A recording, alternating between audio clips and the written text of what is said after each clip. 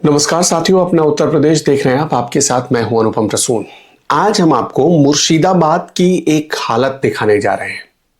सोच कर देखिए, जिस दिन पूरा हिंदुस्तान शौर्य दिवस मना रहा था, उसी दिन, ठीक उसी समय और उसी तारीख को मुर्शिदाबाद में कुछ ऐसा हो रहा था जो देश के 100 करोड़ हिंदुओं को भड़काने की तरह था। और ये सब कुछ हो रहा था प्रशासन की सह पर, ममता बनर्जी सरकार के राज में। आप कहेंगे कि हुआ क्या है? हुमायूं कबीर नाम के एक शख्स को आप जरूर जानते होंगे। नहीं जानते हैं तो हम बता देते हैं। हुमायूं कबीर कौन है? हुमायूं कबीर करीब 3 दिन पहले तक टीएमसी का विधायक हुआ करता था। टीएमसी यानी तृणमूल कांग्रेस का विधायक। पश्चिम बंगाल में किसकी सरकार है? तृणमूल कांग्रेस की। और ये हुमायूं कबीर उसी तृणमूल कांग्रेस का विधायक होता था। उस हुमायूं कबीर को करीब करीब 3 दिन पहले ममता बनर्जी ने अपने मुर्शिदाबाद दौरे के दौरान बर्खास्त कर दिया, पार्टी से निकाल दिया। और पार्टी से निकालने के बाद जानते हैं क्या हुआ? पार्टी से क्यों निकाला गया, पहले आप ये समझ लीजिए। हुमायूं कबीर ने कुछ दिनों पहले एक बड़ा ऐलान किया था। उसने ऐलान किया था कि वो मुर्शिदाबाद में बाबरी मस्जिद बनवाएगा, जिस मस्जिद को लेकर हमारे भारत में सैकड़ों सालों तक संघर्ष की नौबत रही। भगवान राम की जन्मभूमि, जहां रामलला का जन्म हुआ था, वो जमीन किसी और के कब्जे में चली गई। उसके लिए कानूनी रूप से हिंदुओं ने अपना पक्ष रखा और जीता। इस लड़ाई में बड़ी जीत हासिल की, भव्य राम मंदिर बना। लेकिन उन हिंदुओं को चढ़ाने की खातिर शौर्य दिवस के दिन ही, यानी 6 दिसंबर के दिन ही, ये फैसला किया हुमायूं कबीर ने कि वो बाबरी मस्जिद की नींव रखेगा। सवाल सिर्फ इतना नहीं था कि वो बाबरी मस्जिद की नींव रखेगा। लोगों को हैरानी उस वक्त हुई कि ममता बनर्जी तब चुप थी जब हुमायूं कबीर ने इस बात का ऐलान किया। लेकिन जैसे ही वो मुर्शिदाबाद के दौरे पर पहुंची, उन्होंने हुमायूं कबीर को अपनी रैली में, अब ममता बनर्जी की मौजूदगी में ही, सबसे पहले तो अपनी रैली में घुसने की इजाजत नहीं दी। दूसरी बात कि हुमायूं कबीर को उस दिन पार्टी से निकाल दिया गया। और पूरा मैसेज ये देने की कोशिश की गई पूरे पश्चिम बंगाल में और खास तौर पर हिंदुओं को कि देखो देखो, ममता बनर्जी सॉफ्ट हिंदुत्व की छवि के साथ आगे बढ़ रही हैं। ये नैरेटिव चला। ये यहां तक सब कुछ ठीक था। लोगों को लगा कि शायद ममता बनर्जी अब हिंदुत्व के ट्रैक पर आ रही हैं। एसआईआर चल रहा है पश्चिम बंगाल में, तो हो सकता है कि उनको एसआईआर चलने के बाद इस बात का इल्म हो गया हो, मतलब आभास हो गया हो कि उनकी हार हो रही है अगर वो मुसलमानों का साथ देती रहेंगी तो इसी के बाद हुआ ये कि ममता बनर्जी ने मतलब सिंपैथी हासिल करने के लिए बोलिए या एक कूटनीतिक चाल बोलिए, कि उन्होंने हुमायूं कबीर को पार्टी से बाहर का रास्ता दिखा दिया। उसी वक्त तमतमाए हुए हुमायूं कबीर ने चैलेंज दिया कि ममता बनर्जी को देखते हैं कैसे रोक लेती है। 6 तारीख को मुर्शिदाबाद में बाबरी मस्जिद की नींव रखी जाएगी और ये फाइनल डेट है। हुमायूं कबीर ने 3 दिन पहले, यानी करीब 2 या 3 तारीख को उसने चैलेंज किया था। और दिलचस्प यह है कि पार्टी से निकाले जाने के बाद अब पश्चिम बंगाल में किसी की चलती है तो सिर्फ ममता बनर्जी की चलती है, इतना तो आपको जरूर पता होगा।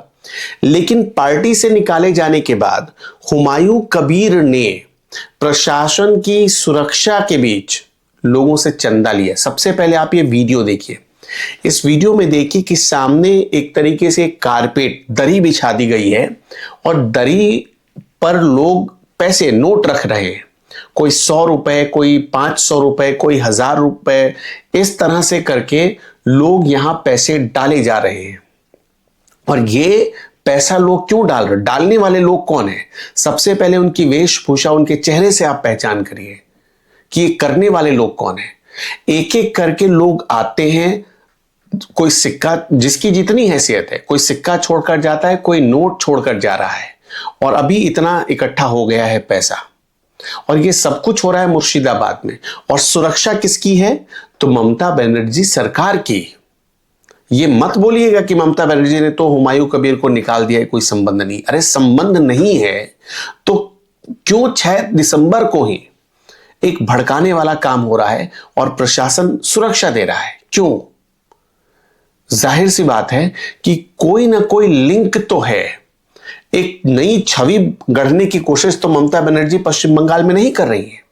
कहीं ऐसा तो नहीं कि वो पब्लिक में ये परसेप्शन बनाना चाहती हैं कि देख लो भाई, ममता बनर्जी के भीतर का हिंदुत्व अब जाग रहा है और इस परसेप्शन के सहारे वो 2026 का चुनाव लड़ने की तैयारी कर रही हूं। लोगों के जहन में ये सवाल है भाई, जो ममता बनर्जी 5 साल पहले जय श्री राम बोलने पर भड़क जाती थी, वो ममता बनर्जी अचानक आज देखिए जय श्री राम भी बोल रही हैं और उस मुस्लिम विधायक के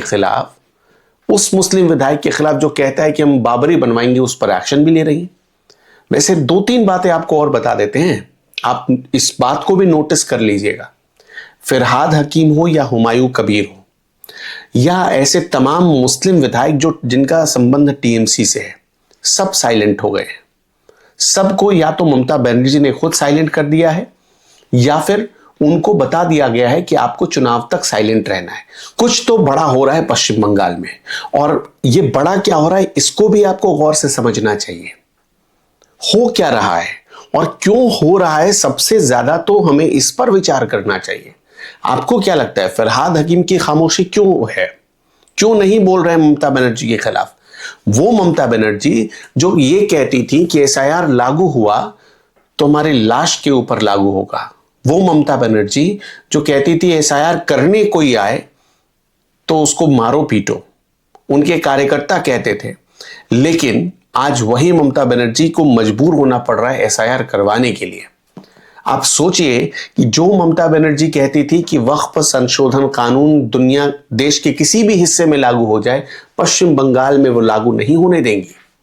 और नतीजा क्या हुआ कि उनको भी संपत्तियां घोषित करवाने की डेडलाइन जारी करनी पड़ी है। और पश्चिम बंगाल में अब क्या हो रहा है, मुस्लिम संगठन ममता बनर्जी के खिलाफ हो गए हैं। वो कह रहे हैं, वो आरोप क्या लगा रहे हैं ममता बनर्जी पर? आरोप यही लगा रहे हैं कि ममता बनर्जी के राज में आरएसएस की शाखाओं का बहुत तेजी से विस्तार हुआ। मतलब कहां कभी 200 की संख्या में थे और कहां आज हजारों में पहुंच गए। यह आरोप लग रहा है कि उन्होंने वो संघ के इशारे पर काम कर रही है। देखिए, यह आरोप लग रहा है, बहुत ध्यान से समझिएगा आप। लेकिन मुस्लिम विधायक खुलकर नहीं बोल रहे हैं ममता बनर्जी के खिलाफ। यह सिर्फ एक परसेप्शन बनाने की कोशिश हो रही है कि ममता बनर्जी में सॉफ्ट हिंदुत्व जागृत हो रहा है।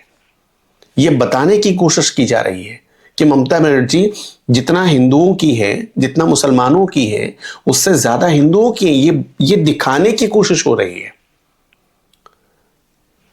तो कुल मिलाकर यही है कि भले ही हुमायूं कबीर से ममता बनर्जी और उनकी पार्टी टीएमसी ने अपने आप को अलग कर लिया हो, लेकिन सच्चाई तो यही है ना कि हुमायूं कबीर कोई फंक्शन करता है, कोई कार्यक्रम करता है और बाबरी के नाम पर कार्यक्रम करता है, तो उसको उस कार्यक्रम के लिए परमिशन मिल जाती है, उस कार्यक्रम को करने के लिए सुरक्षा व्यवस्था मिल जाती है, पुलिस वाले अधिकारी खड़े हो जाते हैं, प्रशासन के लोग खड़े हो जाते हैं, बॉक्स बनाकर। देखिए, ये इस्लामिक फाउंडेशन या संस्था के नाम पर बॉक्स बनाकर लोगों से घर घर जाकर चंदा ले रहा है। खुलेआम कह रहा है कि हम बाबरी बनवाएंगे, खुलेआम कह रहा है। देखिए, किसी को इस बात पर कभी आपत्ति नहीं है कि बाबरी मस्जिद बने, कहां बने, कैसे बने, कोई दिक्कत नहीं है किसी को।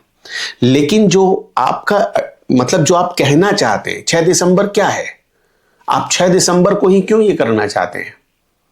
आप मैसेज क्या देना चाहते हैं पश्चिम बंगाल के लोगों को? मुर्शिदाबाद, जहां से हुमायूं कबीर विधायक हैं, वहां पर इस साल क्या हुआ था अप्रैल और मई के महीने में?